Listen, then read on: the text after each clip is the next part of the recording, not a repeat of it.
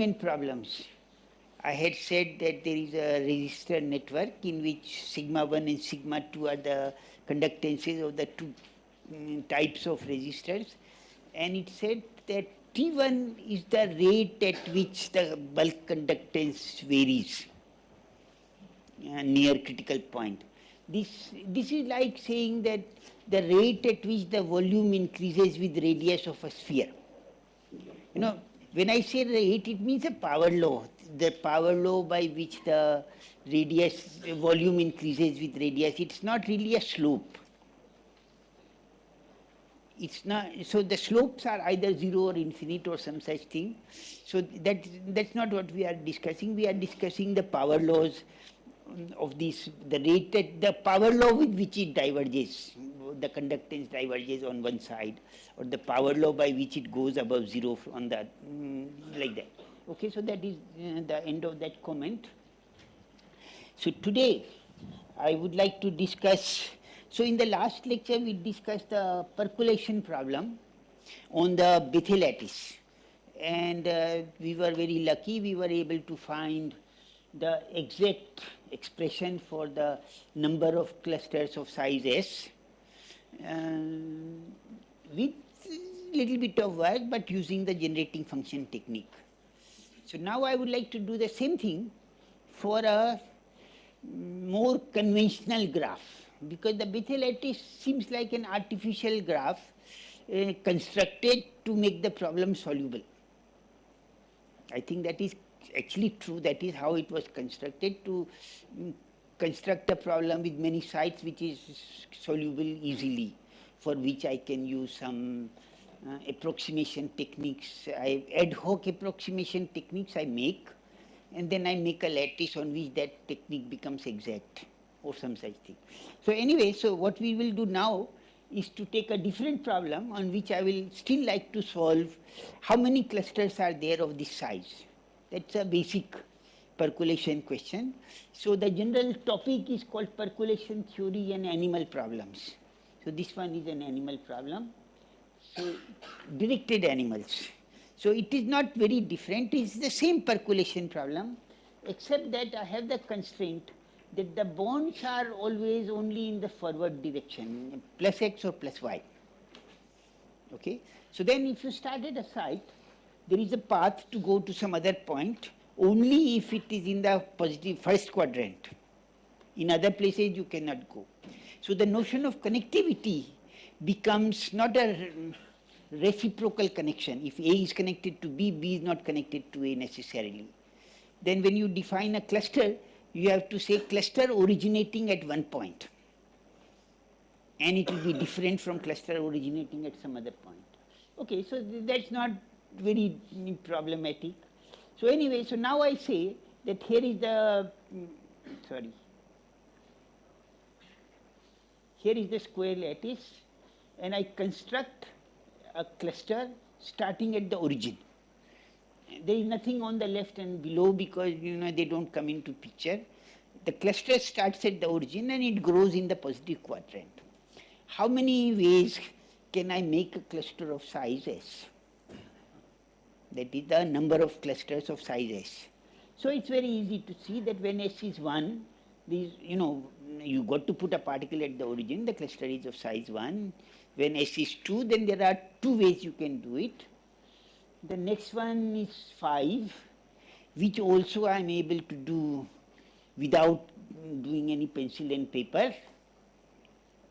Right? You can also do it without any pencil and paper. For the 13, okay, little bit of work. Maybe you can do it without pencil and paper. Maybe you will be able to do it with a little bit of thought. But I can make this series and make this much longer. And can we actually tell how many animals, directed animals on the square lattice? Okay, so that is the question. And it turns out that this problem can be, you can get the exact answer. And it is a less contrived problem than the Bethe lattice problem. So we will discuss this. And the method we will use will be the same generating function methods which we sort of introduced in the Bethe lattice problem. Okay, so I define a of x is the this is the generating function a s x to the power s, and then I would like to understand what is a of x. So very good. Is the sum over all animals x to the power size of the animal. Okay. Now, so a of x, I'm trying to generate all possible animals starting at the origin. So it's possible that there is just one site and nothing else. Then I don't have to worry. This is the one term in this sum.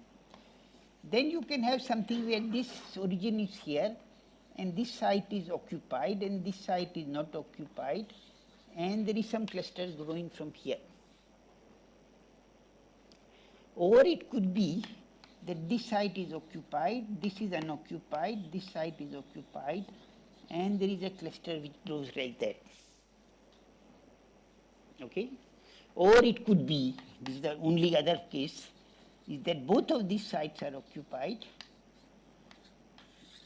and the cluster grows like this. Okay? So this I will, now I can solve this one. This is called x, because it's just the weight of this cluster is x. For this one, what is the weight of these animals?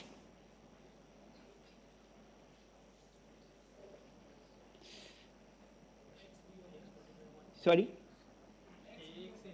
X times a of x, because you know this weight is a and this is x. X ax. And this is also x ax. But this one is actually x times the weight of animals growing from this double source, not one point source. Okay? So I'll just call it a11 of x. 1 denotes the fact that you start with two sides along a diagonal. So now, if I knew this function, then I can calculate a, because a will be equal to x over 1 minus 2x plus x a11 over 1 minus 2x. It's just trivial algebra. Why are we doing this? It turns out it is convenient to work with a11 instead of a, because a11 grows more slowly than a because of this factor. Okay? So, but I don't know what is a11. I use the same technique. a11 of x. Yes, sir. No. The point is this, a is sum over animals, so the first term is added and another part will be part of a. When you write a, it will come with its own x. So this equation is correct as written, with the convention that a will have its own powers. Here, a11, so as I said, these two sides are there, I cannot do anything about this. But maybe there is nothing else.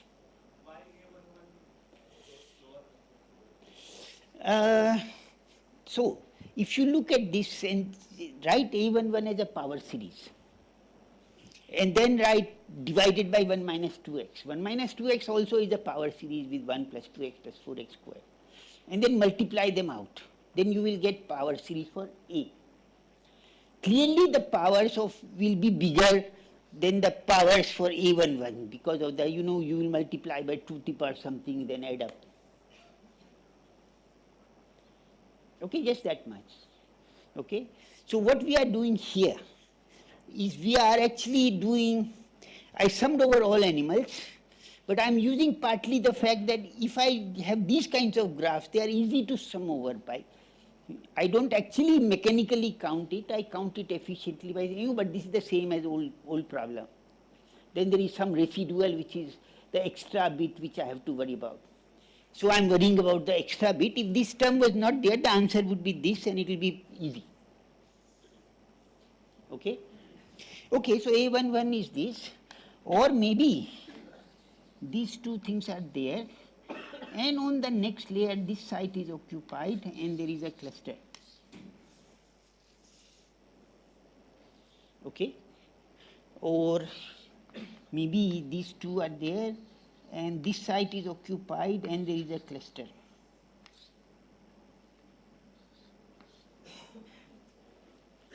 Or maybe this site is occupied and there is a cluster starting from that and these two are empty.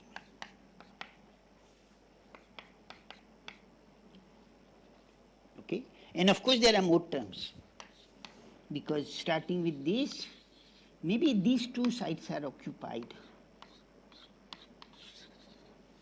and there is a cluster, or these two sites are occupied and there is something following. And did I take care of everything? No, of course not. There are still two more terms. This and this, and there is a cluster. And these two and these three are all occupied and there is a cluster starting from there. Okay? It doesn't require great thought to write down this series like this. I just took a lot of time, but it can be done. But now I want to write this not pictorially but algebraically.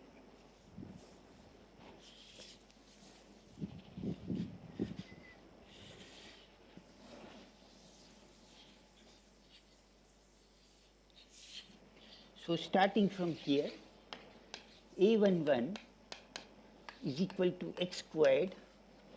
In each of these terms, these two sides will always be there and they will have a weight x squared. And then I got to write the rest of the weight. So I can write a bracket and then not worry about x squared anymore. And then this term is just 1. And this term is A or A1. I called it A here, but it's perhaps consistent and better to call it A1. It's the source starting with 1 point. Okay? But there are 3 of these terms. This is also A, this is also A. So it's 3A plus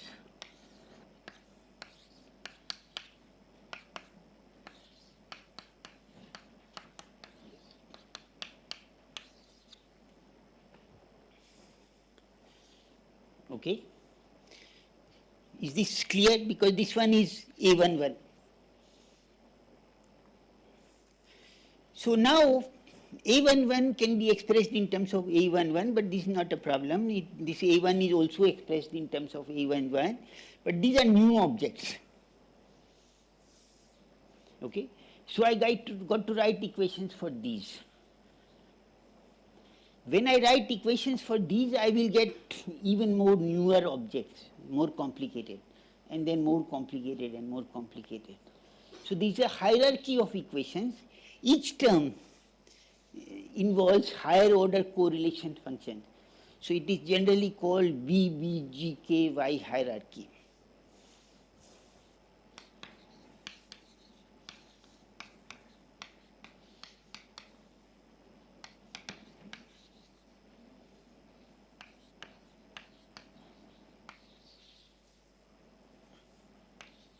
Hierarchy, no, I before.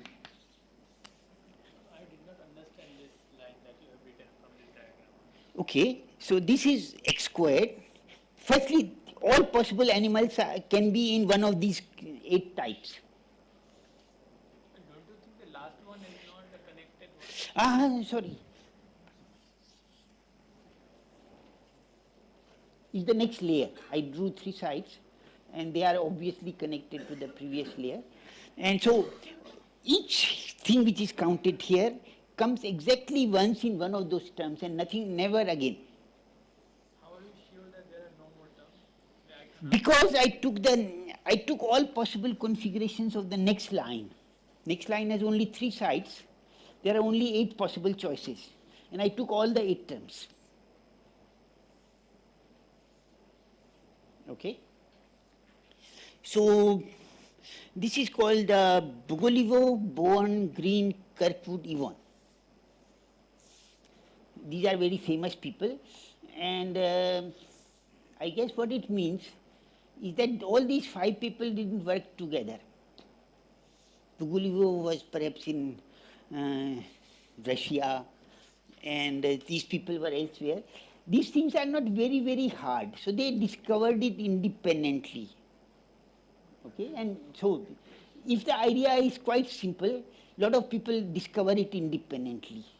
But now it is used so often that it is good to give credit to the people who originated it, and that is why it has such a long name. Okay. So these hierarchies you can work in all statistical mechanics problems, in the end can be converted into some such hierarchy. In our case, it is the simplest possible application of this hierarchy. Okay, so very good. So what can I say about these? These are the ones which are new ones. So if you start with A101, 101, so this is occupied, this is occupied, this is not occupied, and I go to the next layer, there will be 4 sites which may be occupied and occupied. If I come to this one, there will also be 4 sites which are occupied or unoccupied, all of them the same. So these are actually counting the same animals. So it is not an obvious fact, but it is true. A111 is the same as A101.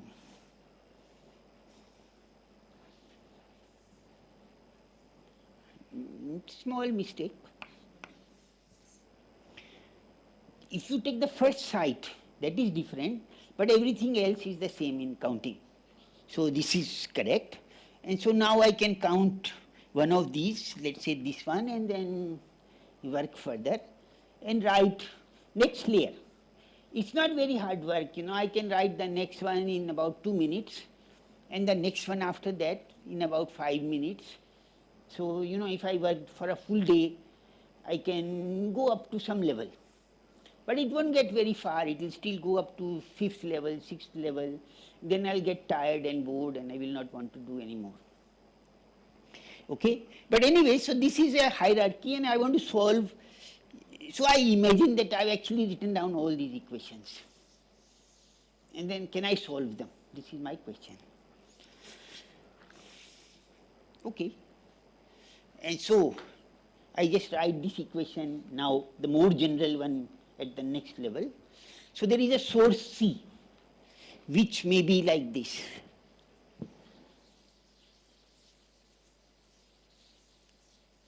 So I start with a line which has 1, 1, 0, 1, 1, 0, 1.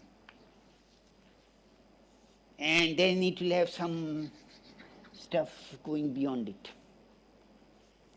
Okay? So this source will now be called C. So this C is 1, 1, 0, 1, 1, 0, 1.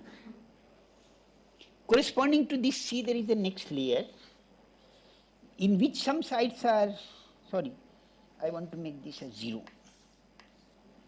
So this will be one side, this is another one, this is another one, this is another one, this is another one.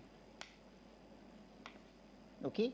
Out of these, this side could be occupied by the animal, this could be occupied by the animal, this could be occupied, but this cannot be occupied by the animal because both of its predecessors are not present.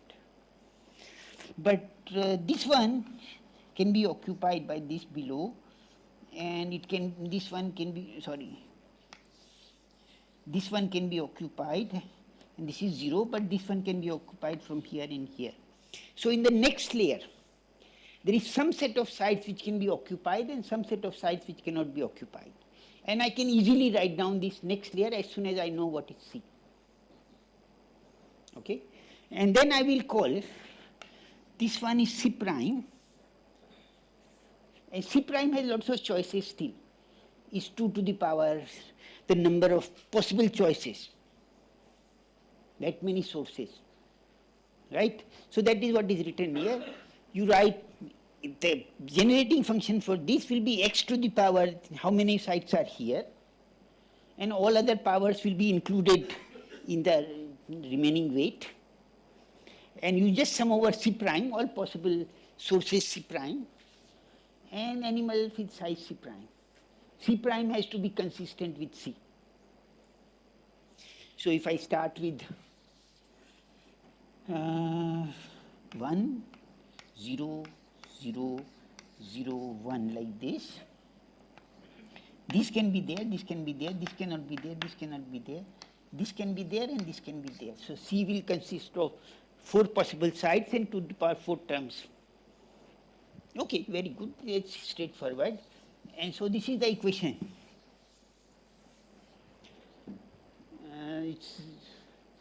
Okay, so these things are called recursion relations. Why are they called recursion relations?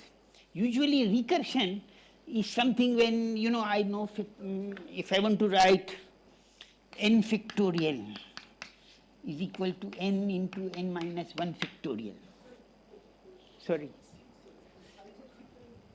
C can become bigger. C prime is bigger than C.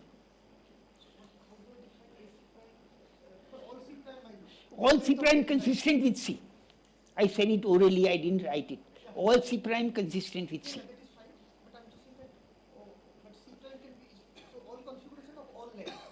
All configuration up to C prime maximum. Okay, so this is called recursion because it expresses a function in terms of previous values of the same function. Here we are writing a11 in terms of something else which is less known or unknown, right? So should I call it a recursion equation or not? Okay. So the reason it is called recursion equation is this.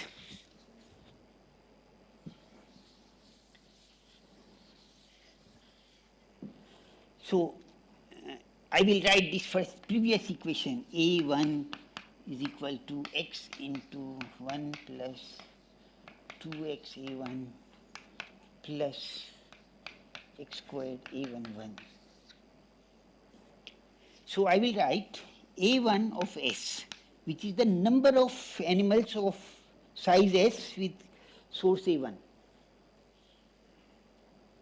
Okay, this is equal to delta s1 plus 2 times a1 of s minus 1 plus a11 of s minus 2. Sorry, s minus 1 still. All possible animals of size s can be obtained by, either it is just a single site, in which case this is the norm, or it has at least one beginning term, then it must be one thing above and something, or two things above and something afterward. So this counts all the animals in which the origin is connected to one site, and here the origin is connected to two sites both. Now I would say that suppose I knew all this, I have solved the animal problem to size 5. Then here I express size 6 in terms of things of size 5. So that is why it's called a recursion equation. Okay, it's not the recursion equation for generating functions, but it is the recursion equation for numbers of animals. Okay, very good. So the full hierarchy can be truncated at any level, and all coefficients of lower order are exactly determined. So the advantage of these equations is, as I said, you can write to level 6, 7, 8, and it never ends. So you never get a closed form.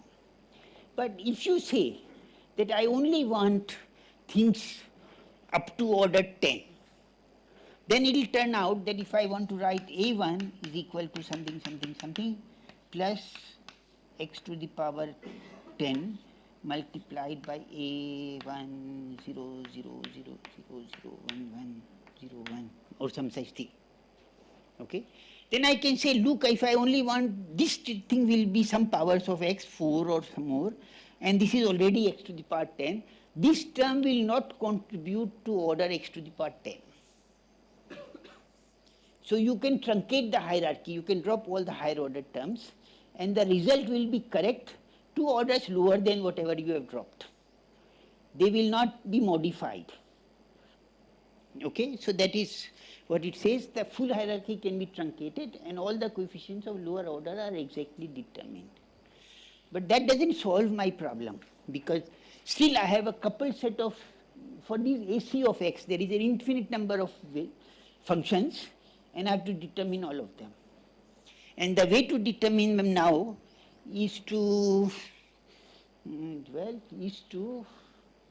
so I don't know how this was done, but you can actually get this. We use the computer program to make the recursion relations. We don't write them by hand. And then you can generate a long series which gives you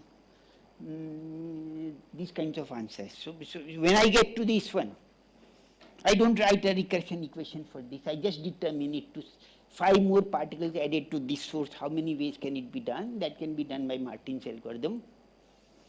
And use them in conjunction with these recursion equations to generate some such series.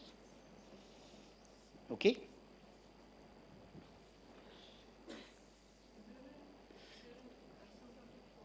Sorry? Is there an asymptotic form?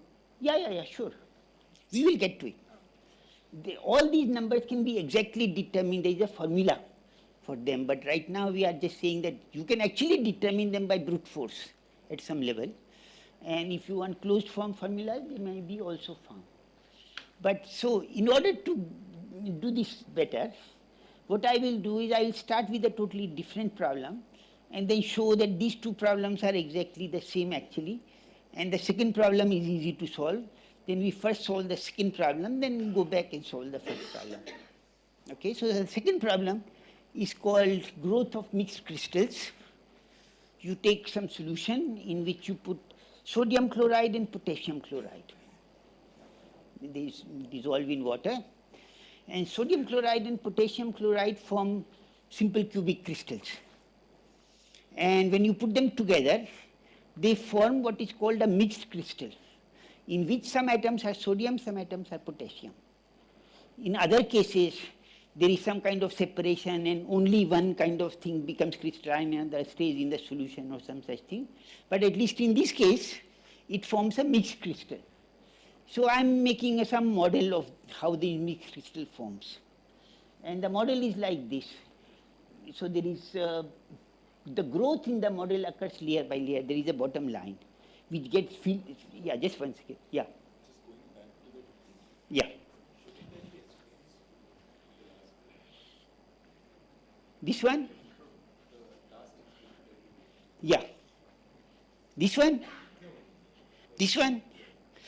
A11 was correct because the 2 will be included in, the 2 sites are included in the cluster counting of A11.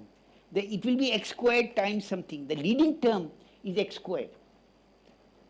Okay, so you have to write, you could choose differently, but I have chosen a convention in which in each A there is already power, some power is there which counts how many, the source is included in the power counting. Okay? So here the rule is like this.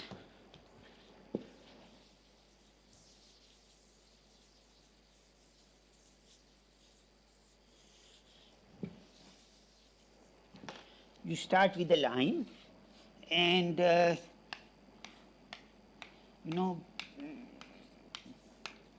maybe there is a crystal below. But now on this line, the atoms will come and get attached. They may be either sodium or potassium and chloride also. Of course, the chloride comes with it. But chloride, since it is the same, I'm not going to write it. So it's going to be something like Na and Cl and Na and Cl and K and Cl and something, and I will not write Cl. So it is just either sodium or potassium along a line. Okay, so I will choose, I gave them colors. Potassium is big atom, it is red, and sodium is smaller, it is yellow in this picture. So on this line, the sodium and potassium get somehow they are formed, and the next layer, the sodiums or the sites are between two sides of the previous layer. Okay, so this lattice, once it is formed, will look like this.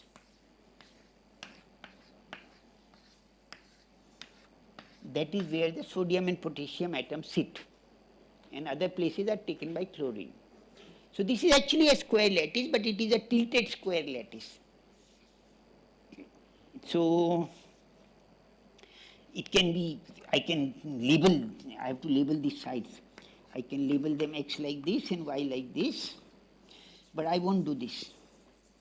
I will label X like this and Y like this. Okay, and in fact Y I will call T, because it is the time. This is the time when the first layer forms, time when the second layer forms, time when the third layer forms, labels the layer. The time when the layer forms labels the layer, and then the sites are present if X plus T is equal to even. And X plus T equal to odd sites are occupied by chlorine, which we are not writing. Okay, so if you take the square lattice like this, and this is X and this is Y, and you say X plus Y even, and only draw those sides look like this, like that. So that's my lattice. It's just a standard convention, it is used very often. So I'm introducing it, the notation here, it is not a big deal. Okay, so now the rule is this. This is a general thing, this can happen for anything. Now we are making a specific model. The specific model is that the potassium atoms are big and the two potassium atoms cannot sit at adjacent sites. Okay, so if at this layer there is a sodium here and there is a potassium here, then this side cannot be potassium because it will then be adjacent to an X potassium. Potassium will be put there only if both things below are sodium. Otherwise you will fill it with sodium. Okay, now if suppose both of them are sodium, then also this is not always filled with potassium. It is filled with potassium by a probability P. And this P is chosen independently at each side. So you go along this line, wherever there is a choice, you put down a sodium or a potassium with probability P, sodium with the rest probability. Other sides where there is no choice, you just put down sodium. And you keep on doing this, grow up to 1,000 layers. Then when you look at this grown crystal, you will find that, the crystal here looks like the same as crystal here. Okay? And so there is when this crystal growth model is grown to a long time, there is a steady state of the growth in which locally the structure of the grown solid is same everywhere. So I can ask what are the properties of this steady state of this system. Okay? And the simplest property I can think of is what is the fraction of potassium atoms in the grown solid. And this number doesn't depend on initial conditions. You can start with any initial condition. Once you have grown long enough, the system forgets the initial condition and there is a fraction of potassium atoms in the grown system, and of course that fraction depends on P, which is my parameter this is the only parameter in the problem.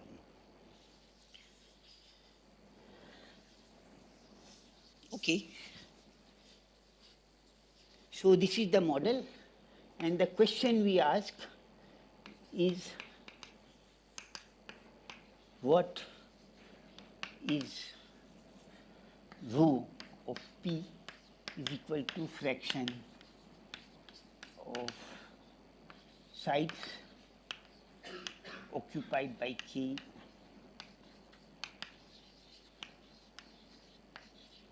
in the bulk. This is a word we use in the bulk means away from the boundary.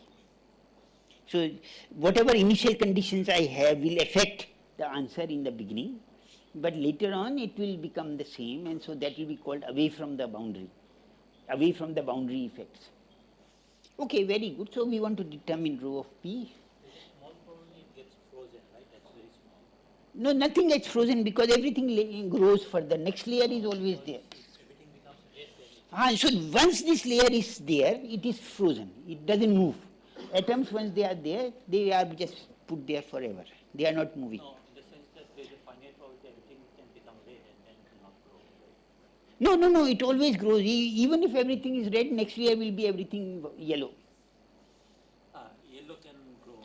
No. So even if both sides are K here, all it says is this one has to be Na. This one also has to be Na, but next time it can become K again. And so there is a unique steady state in this system.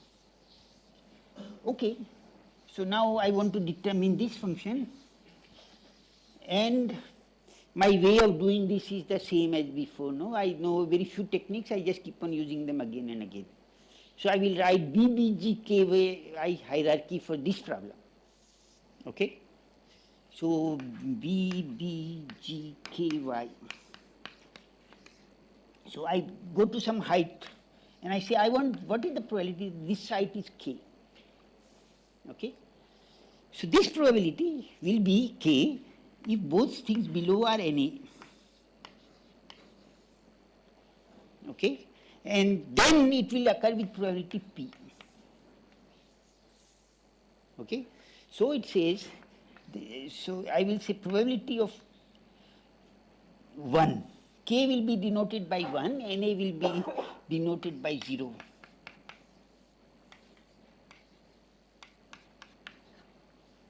So probability that a particular site is 1 is equal to P times the probability that two sides below, adjacent side below, are both 0. Okay? And these numbers have the unique, they are not height dependent. So they would be height dependent, but now we have gone into the steady state and they don't depend on where you are. Okay, so this is P, but this is probability that this is not 1, this is not 1. So I can write it as 1 minus 2P probability of 0 plus, probability of 1 plus probability of 1. This is the principle of inclusion and exclusion, or I double counted here and I put in correction term, whatever way you want to say. Is this clear? Okay. That was a wrong way to nod. No, actually I didn't understand. Oh, you didn't understand. So, okay. Probability of A bar B bar is equal to 1 minus probability of A minus probability of B plus probability of AB. This is a general equation in probability and we are just using it. We are A bar is 0. So I say 1 minus probability of 1 minus probability of 1 plus probability of 1. Okay? All right. And so now this one is the same as this, but this one is new. So I write the equation for A11 and I will not write it here, but you can write it yourself. And that will involve A101 and A111. And they look like the same thing as we have done before. Okay? So in fact, probability of C is P to the power C because C is a set of ones, and then P to the power C is how many ones you put in, and then it is that things below should not be 1. Because if there is any one of them is K, then you cannot put the K above. And so by inclusion and exclusion, it will be expressed as sum of terms with probability C prime. But in inclusion-exclusion principle, there is always a minus 1 to the power n which comes in. So I will have, this equation looks like this. This, the one above is the special case of the one below. Yes, sir. Can you explain how you looked at 1 minus 2 log 1? So I just did here. This is a general law in probability, Venn diagram or whatever. Now I will take A equal to 1, B equal to 1, and A bar is 0 and B bar is also 0. So this is 1 minus probability of A. This is probability of 0, 0. Is probability of 1 bar, is 1 minus probability of 1 minus probability of 1 plus probability of 1, 1. And the same thing holds in more general. If I want to write probability of 1, 0, 1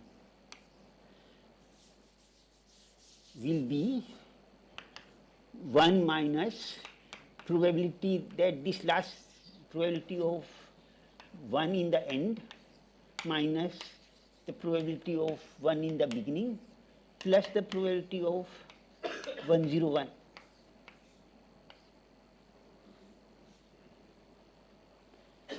Sorry, probability of,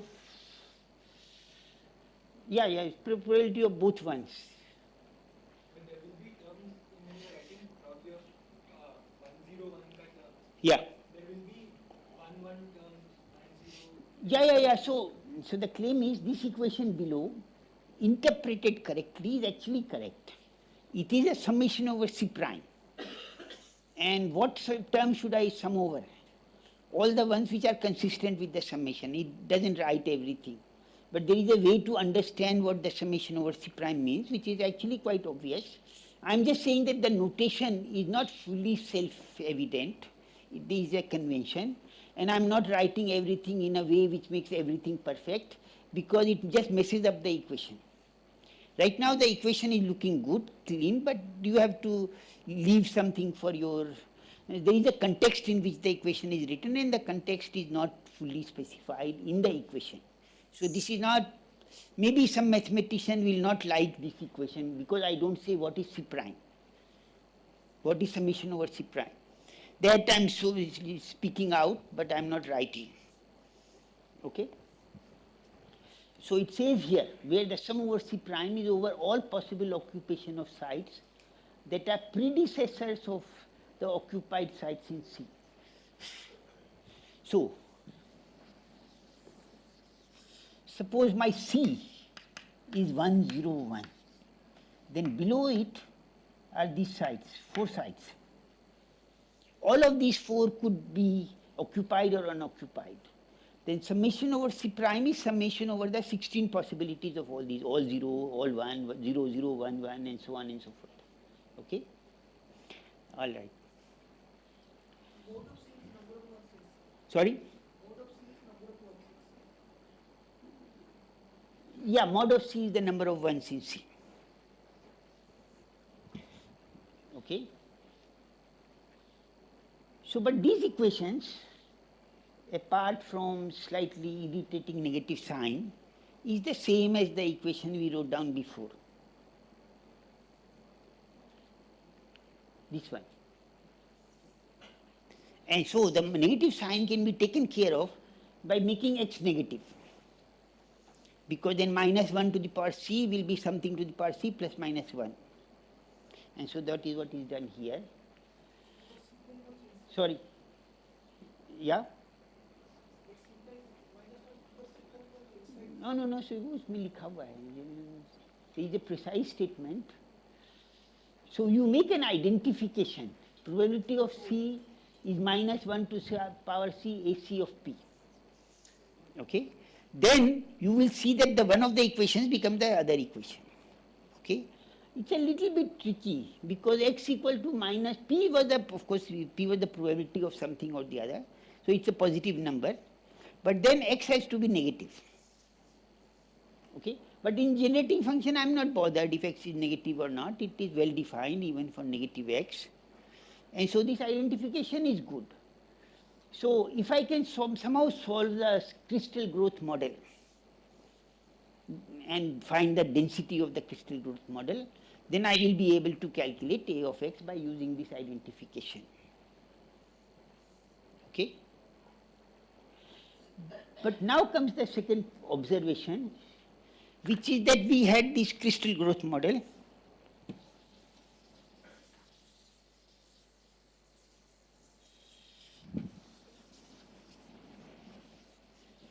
So crystal growth model looks like this. I'm just trying to draw it, no? So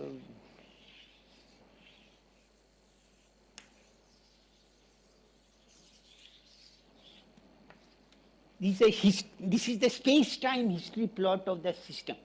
This is space, and this is time. And I take a particular picture, but I want to interpret this picture in another way.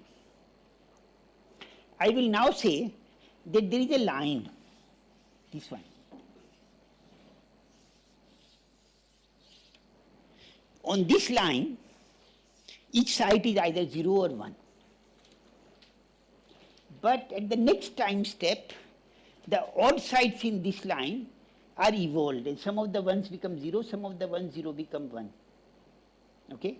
And so this is t equal to 1, or t tilde equal to 1, and this is t tilde equal to 2.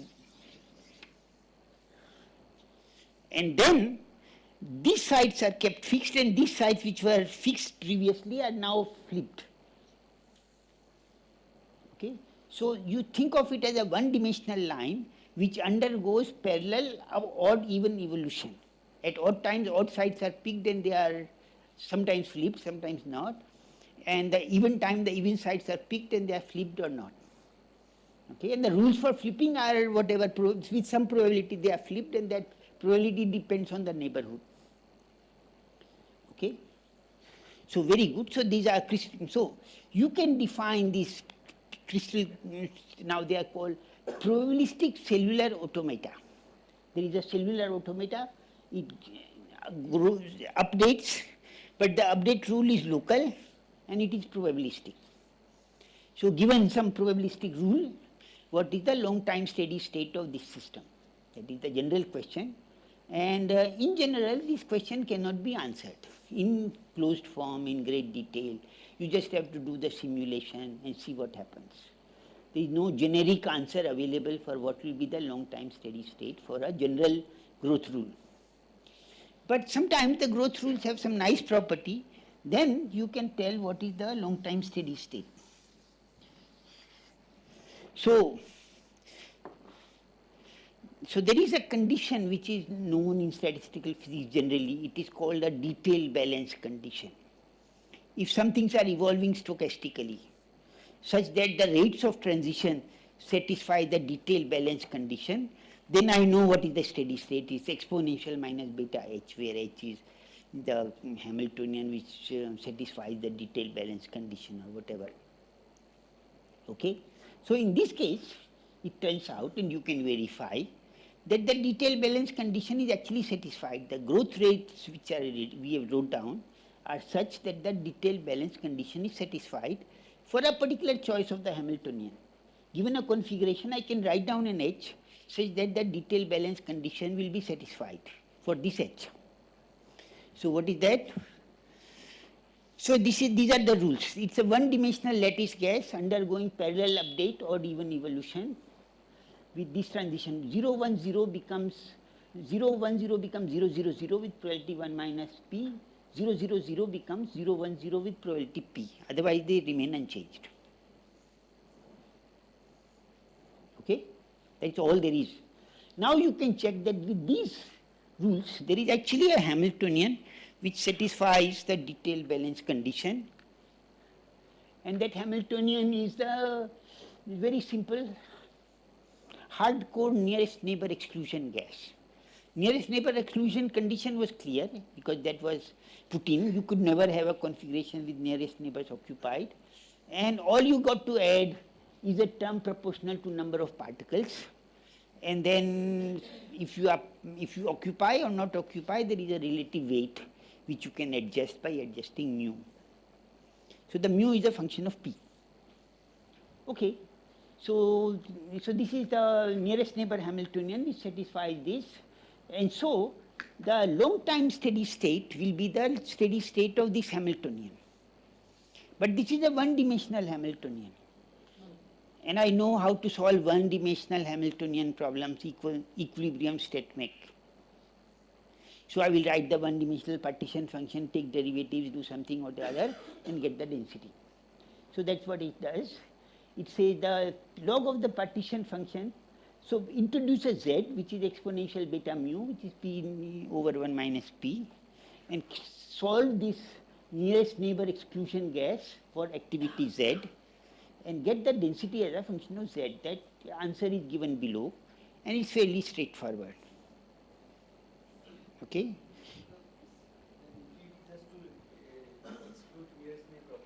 Yeah, nearest neighbor exclusion. So that is the NNE, is nearest neighbor exclusion. Okay? Yeah. So this formula looks a little bit tricky, but I can sort of check as soon as I see this. I say, suppose z is very small, then what happens? Then this root 1 over 1 plus 2z becomes 1 plus 4z becomes 1 plus 2z. And 1 minus is in the denominator, I took it in the numerator, it becomes 1 minus 2z. And then 1 will cancel with 1 and 2z will remain, that will cancel with 2. Rho z equal to z for small z.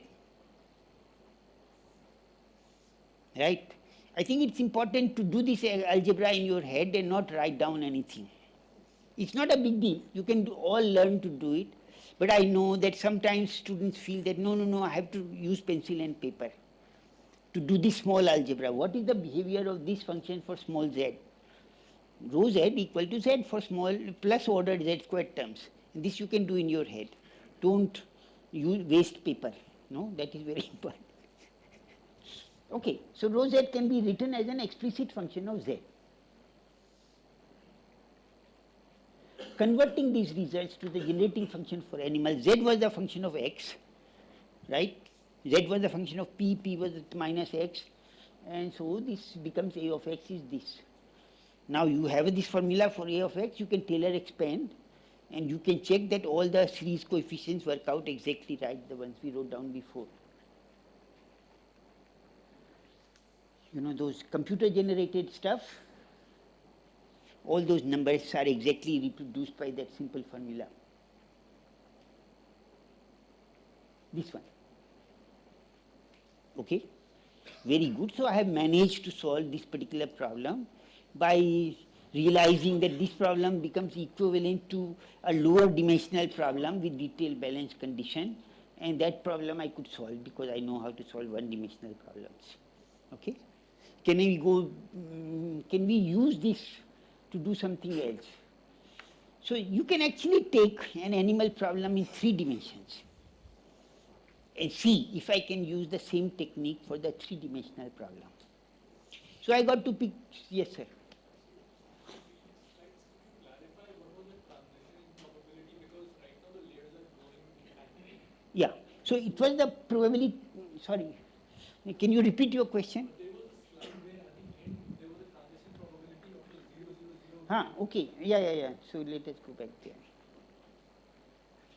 So these are the transition probabilities for the probabilistic cellular automaton model. You have a long line of zeros and ones.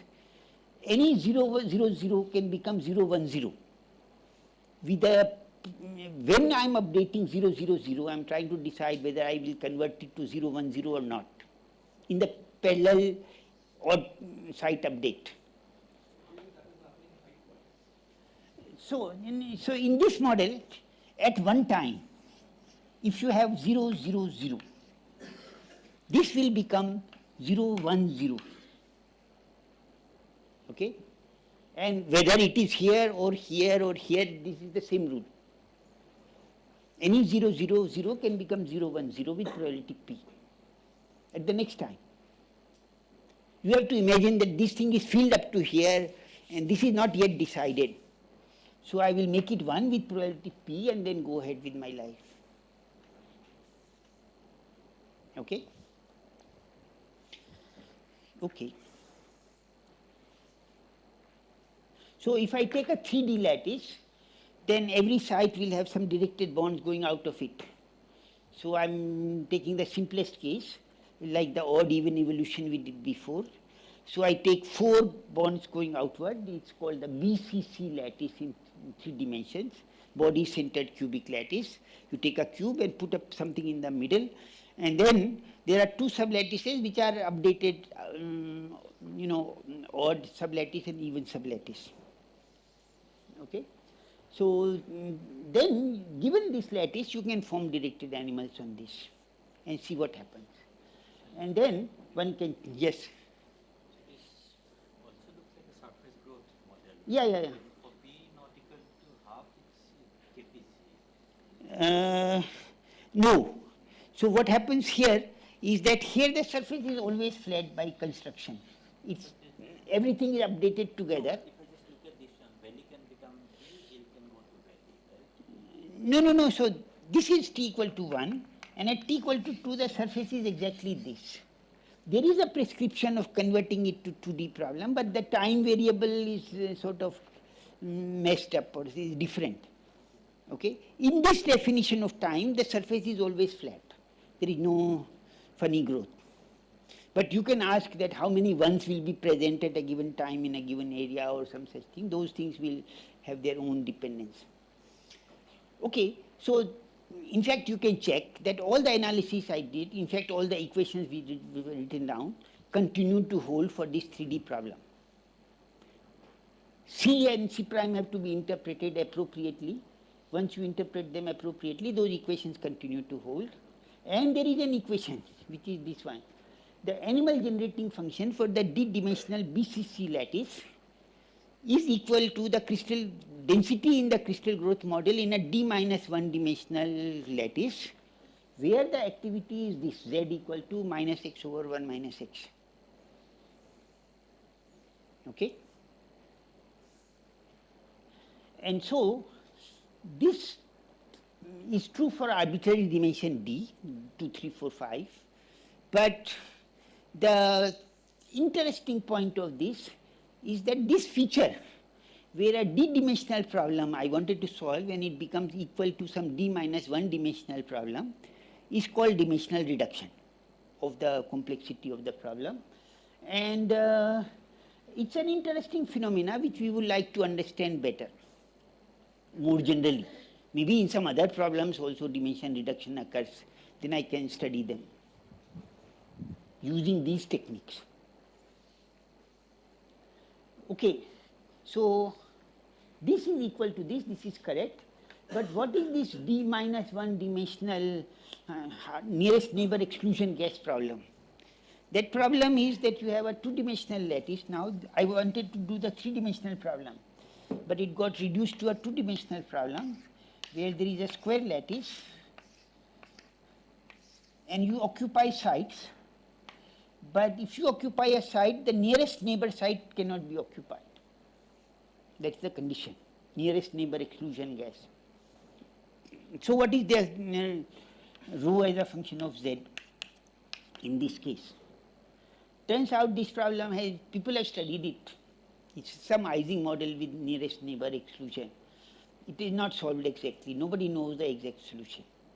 So this problem is hard to solve and people cannot solve it in closed form. I mean, people generally know what happens qualitatively, but nobody knows the exact solution. But you can take a different problem. Since I couldn't solve this one, I take some slightly different problem, and that is this one. You take the same cubic lattice in 3D, but the arrows are to neighbors and next neighbors along the diagonal, like this, and study the animal problem on this lattice. That becomes equivalent to a 2-dimensional problem, but the 2-dimensional problem is now called hard hexagon gas. So in this problem, if you take this cubic lattice and draw sort of constant time surfaces, they become a triangular lattice. The sides lie like this, and the rule is that if you occupy a site, you cannot occupy any of these 6 neighbors. Okay, so it is called. You imagine that there is a hexagons you put down on the triangular lattice, which fill 6 triangles, and 2 different hexagons cannot overlap. And can you solve this problem? Turns out that this problem was solved exactly by Baxter. So the exact solution, sorry, yeah, okay. So it turns out that this hard hexagon problem has been solved exactly. And rho as a function of z is known as an exact expression.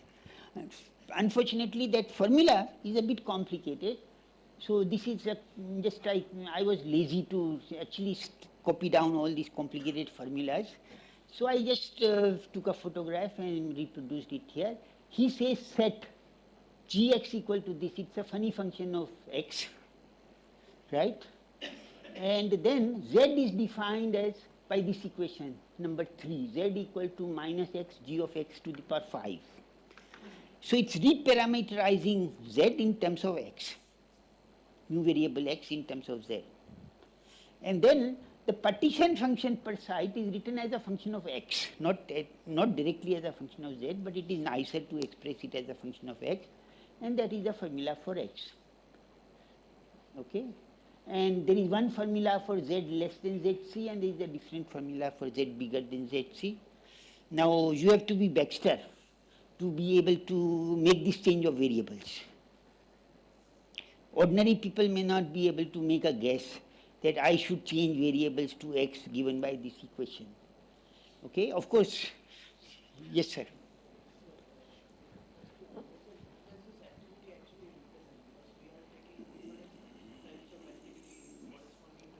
So for the hard hexagon lattice case, there is a system of triangular lattice in which you put particles.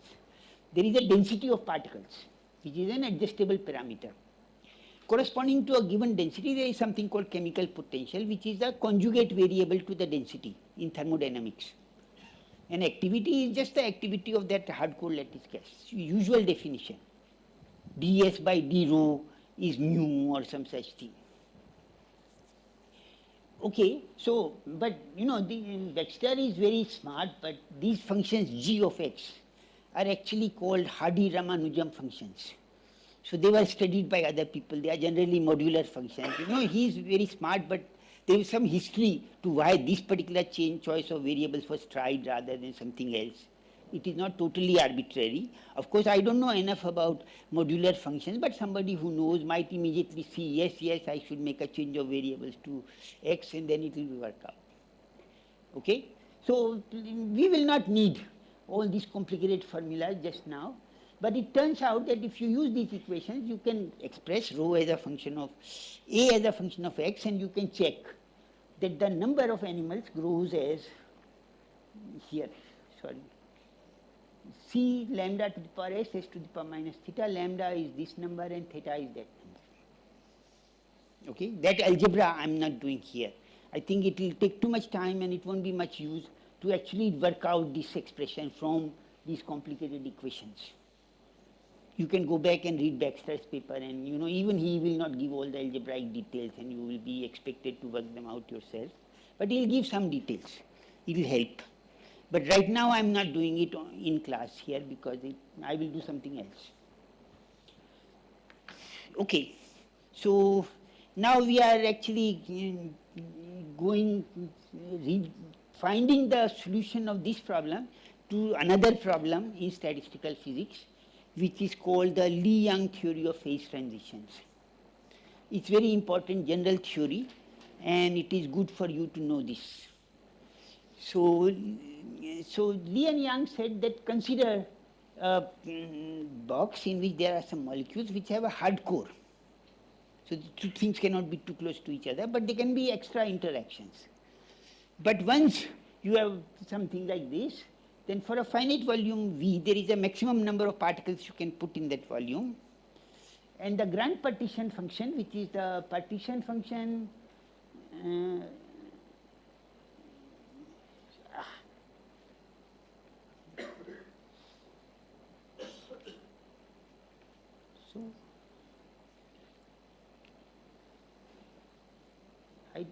here. Partition function for n particles z to the power n summation over n. That is the definition of the grand partition function. But this n has a upper bound, n max. If n max is, n is bigger than n max, then the partition function is 0. You cannot put anything. Okay? So this partition function is a polynomial in Z. Now there is a general theory of the fundamental theorem of algebra, which says that if you have a polynomial of degree n, it has n zeros. So this partition function, as a function of Z, will have n zeros, n max zeros. Okay? Now when I take the log of the partition function, those zeros become singularities of the partition function. And then when I let n go to infinity, then these singularities continue to go into singularities of Z, the partition function. So he said that if you want to study the phase transitions in hardcore lattice gases, you go to complex Z and look at the partition function as a function of Z and look at the singularities in the complex plane. Okay? What does n represent here? N is the number of particles, number of hardcore particles. This is the partition function with just exactly n hardcore particles in volume V at temperature T. How does that depend on Z then? No, this doesn't, this inside doesn't depend on Z. Z is outside, so it's a generating function for Zn, if you like. Okay? The maximum number of particles that you can put Huh. in a volume B should depend on the volume, right? Yeah. So it is, the n max is proportional to volume. And so it says here, The polynomial in Z, that is what I'm Yeah. confused about. How is this? so for a fixed V, for any fixed V, it's a polynomial in Z with a degree which is dependent on V. Okay? And I can choose the volume to measure in units such that n max equal to V. Volume will be measured by how many particles you can put inside. Okay? So now this partition function is extended to the whole complex plane. The log of the partition function is like the potential due to unit charges. Okay, very good. So no, I should say that again. So Z is now the partition function. Sorry, omega is the grand partition function. Will be product over I Z minus Zi, where Zi is the zeros of the partition function. Okay? Then I calculate log of omega, that will be sums of log Z minus Zi. So log Z minus Zi can be thought of as a potential due to a charge put at Zi. It's, so log omega is equal to summation I log Z minus Zi. So Zi is a fixed number and this is a function of Z and this is a summation over different positions. Okay? So I think of this is the Z plane, this is Zi. I say there is a charge at unit charge as Zi and there is a potential produced by this unit charge, that is the log Z. And sum of, if there are two charges, then this is a sum over all those charges. So it's the potential due to all the charges kept at the zeros of the polynomial. Okay? It's a little bit of trick, So log of Z is in complex Z is actually a complex number. So I'm actually thinking of complex valued potential whose real part is the electrostatic potential and the imaginary part is whatever comes along with it. I can call it the magnetic potential or whatever jargon you want to introduce, but it's the complex potential, not the real potential. Okay? But if I evaluate it along the real line, then it will be the full potential. Okay. Okay. Range interaction, is there a limit on how long range it can be? The Z can go from 0 to infinity in the real physical problem. By complex analytical continuation, it is continued to the full complex plane. But the zeros occur in some parts of it. And so this is the picture copied from Lee and Young's paper. So Lee and Young said that, okay, given general potential, I cannot solve the problem for complex Z. But suppose it happened that the zeros lie on this line, funny wiggly line, And when I put n bigger, then the zeros continue to lie on this line, but there are more zeros. And when I make n bigger, there are even more zeros. But there is, in the end, all the n zeros lie on this line. Then I take the log partition function per site. Then I divide by n. And then each charge is of only value 1 by n, not 1. Right? Is that clear? I am taking log z, but I am dividing it by n, so that becomes, so log z by n will be 1 by n here. And then I say the charge, each charge is 1 by n, not 1. And the total charge on this line is 1 unit, but it is distributed along the line in some way, and its potential due to this charge distribution. Okay. Then they said that, look, if you have a charge distribution like this, and your z is here, then it will be a smooth function of z. But if z crosses like this, then there will be singularity in log z, because it's a singularity when you cross a charge surface. And that will show up as a singularity in the partition function. And then you can see, that is how phase transitions will occur. So they said here, there is one phase, but if I cross it here, or if I cross it from here to here, then there will be some smooth region here, but when I come out of it here to here, there will be a different function. So that is how the singularities in partition function arise in general. It's the phase transitions occur because the zeros of the partition function lie on lines, and along those lines the partition function develops the singularity. If these lines cross the real axis, then that becomes a real phase transition singularity. If this is here, then I don't know how to put z activity complex number. I am not able to study it immediately, but this is what is the theory of phase transitions. So, if this is one phase, this is another phase, when you want to come out of here, you will have to undergo some phase transition. Go from one phase to another phase, there will have to be some singularity will have to be crossed, and that is the phase transition. This is the theory. And it is very insightful, even though it's a mathematical mechanism of phase transitions, if you like. Okay. So now comes the, so then actually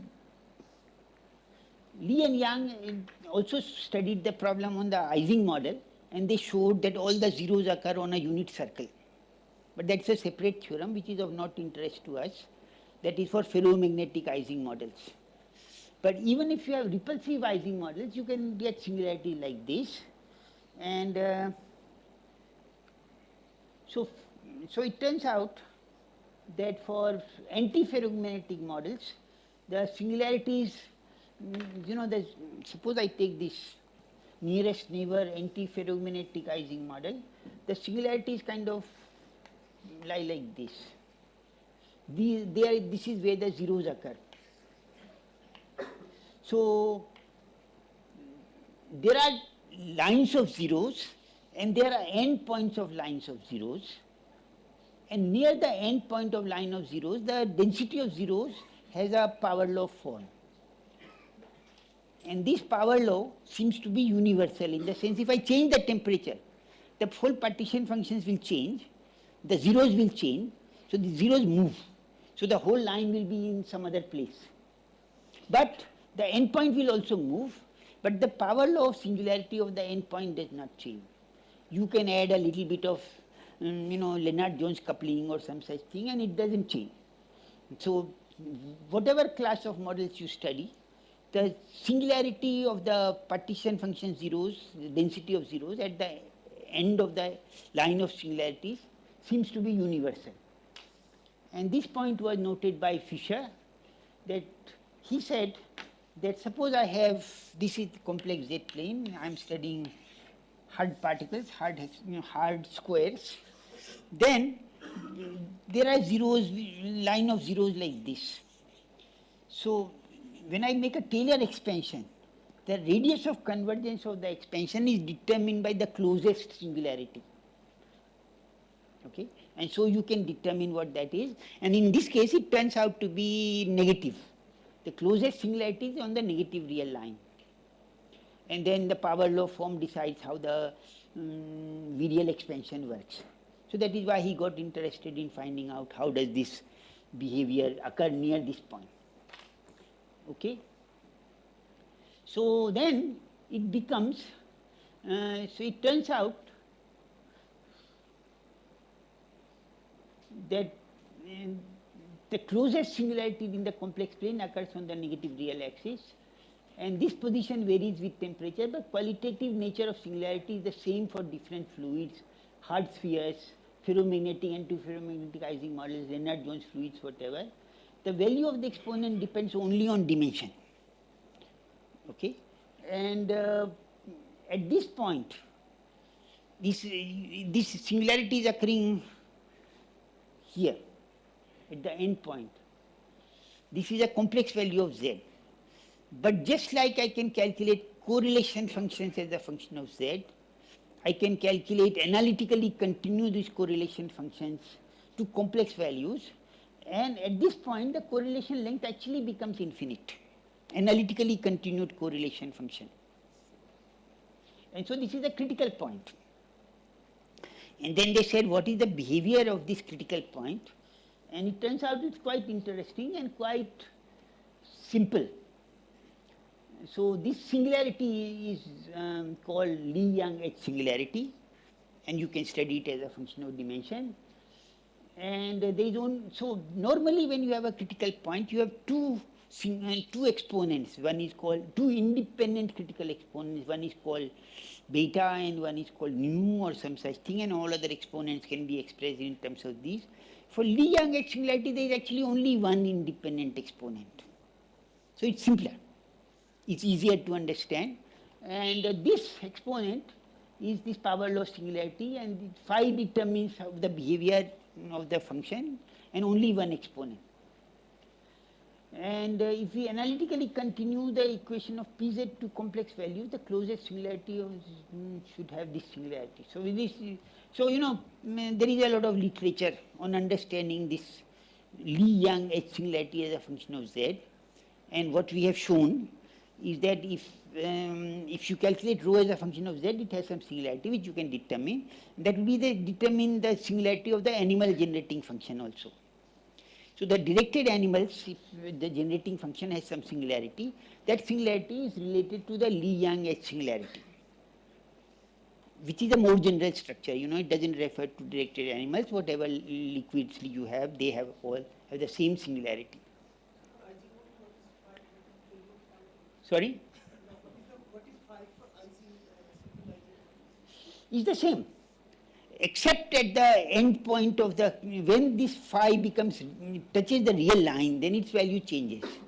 At all other points, it's the same for every other point. Okay?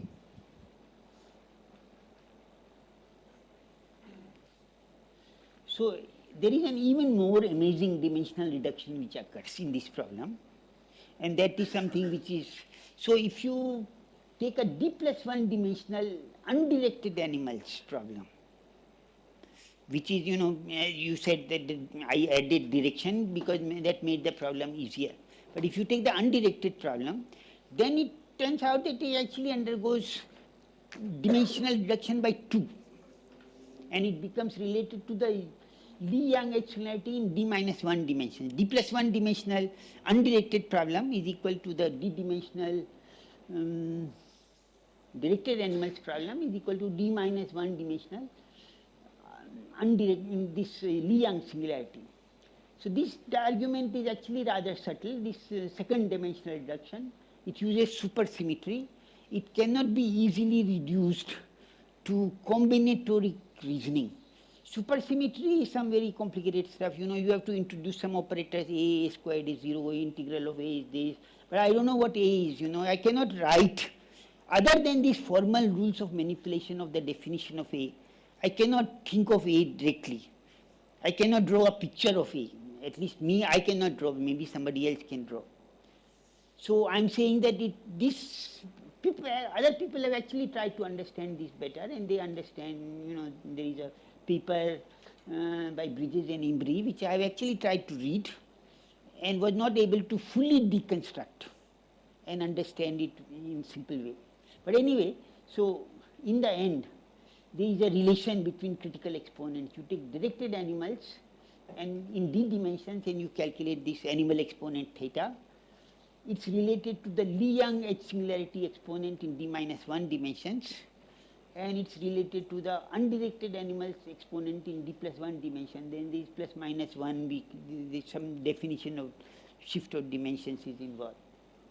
Okay, so this value of sigma Lee-Yang is known exactly for d equal to 0, 1, 2 up to 6, and above 6 it always takes the value half. There is sort of semi-rigorous argument for this, which says that above some upper critical dimension, the sigma sticks to a particular value half.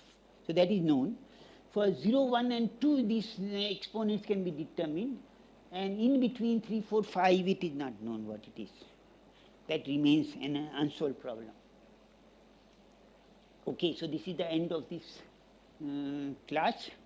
It says, use the expression for AX to deduce the asymptotic behavior. So this is an exercise in algebra. If I know this formula, can I tell how does the nth Taylor coefficient of this function behave? Okay, okay, you differentiate it n times and then see what happens. Unfortunately, if you differentiate it more and more, the expressions become longer and longer. So there should be a way to get the answer without doing the messy differentiation. Yes, sir. Yeah. And so you can do that. You can expand 1 minus x, you can expand 1 minus 3x, and multiply those series to get another series, and then tell what is the coefficient of x to the power n. That is very hard. What you can do is stare at this formula and say that when I vary x, how does this function vary? And where is the closest singularity of this function? The closest singularity of this function occurs when x is 1 by 3.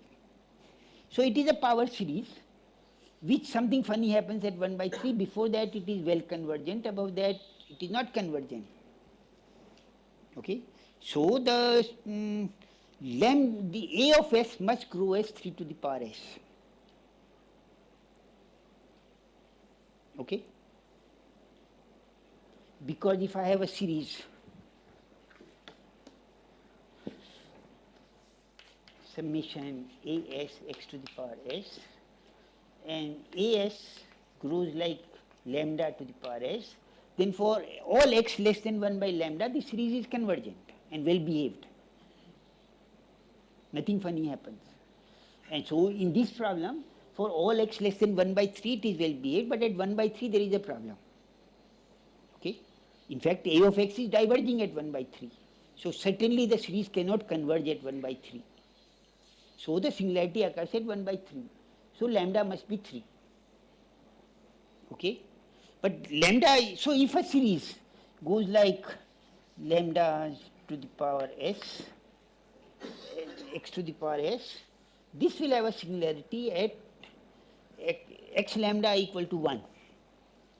But depending on whether there is an s multiplying it or a squared multiplying it, this series has a different behavior. So I can say, suppose I multiply it by s to the power n. How does this series behave?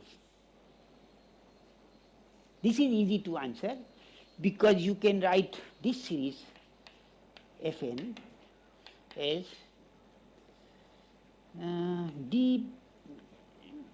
xd by dx whole to the power n acting on summation lambda s xs.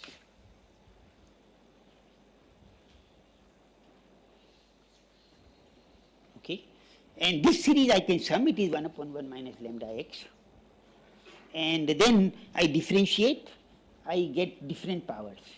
So the final answer goes like 1 upon 1 minus lambda x to the power n plus 1. And in fact, this argument holds even when n is not integer, because binomial theorem continues to hold.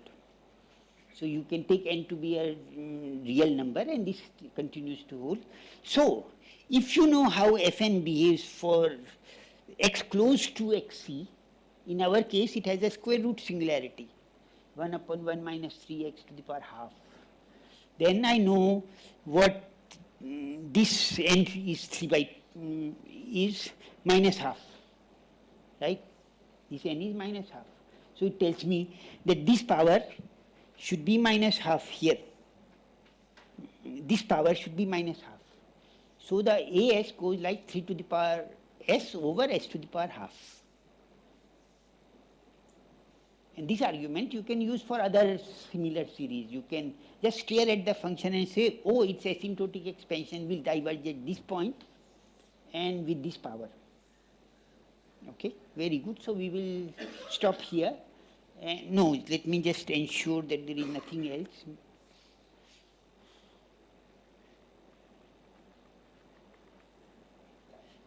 No, this is what we are doing. Okay, so second problem. From the exact solution of the hard hexagon gas, it is known that it undergoes a phase transition at a critical value of activity z, and you know what is the exponent at that point and so on, right?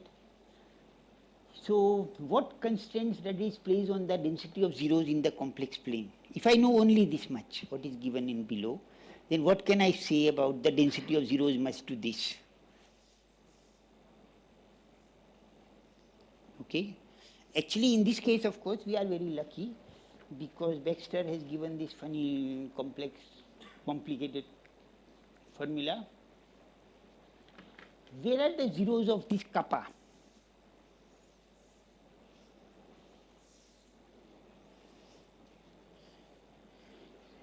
Kappa is a function of x. X can be complex. All the zeros are whenever the numerator becomes 0. So all over the circle, mod x equal to 1. So for the hard hexagon gas, you know the zeros occur on mod x equal to 1.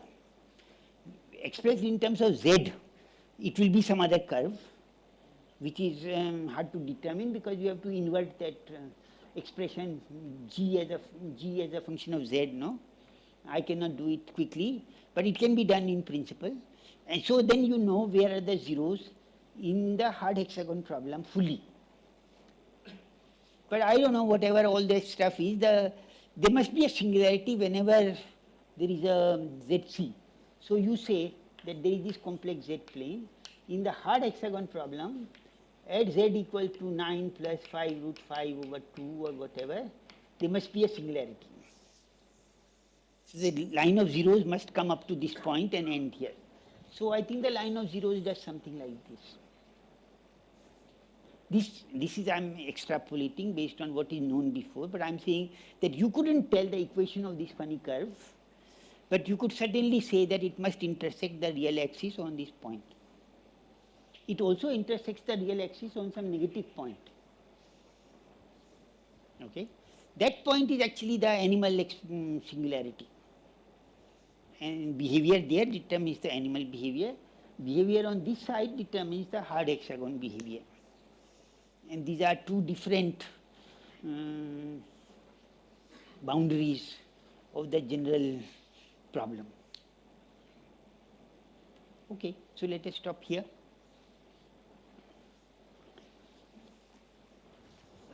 There is a photograph. Photograph. Group photo right away. Okay, photograph.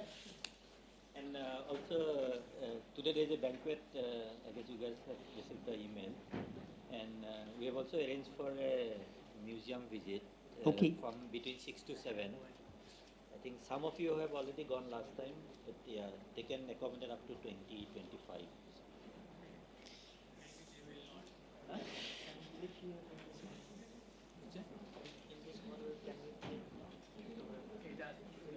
He's saying that can we skip the photograph? No, you cannot skip the No, photograph. you can take one photo here also. They want a photo here, then we'll go out.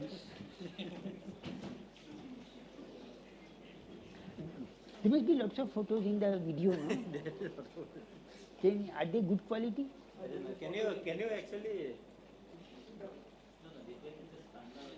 Can you start the video camera and just take a photo? You can just do it from there. That is better, I think. It is actually quite good quality generally. Yeah.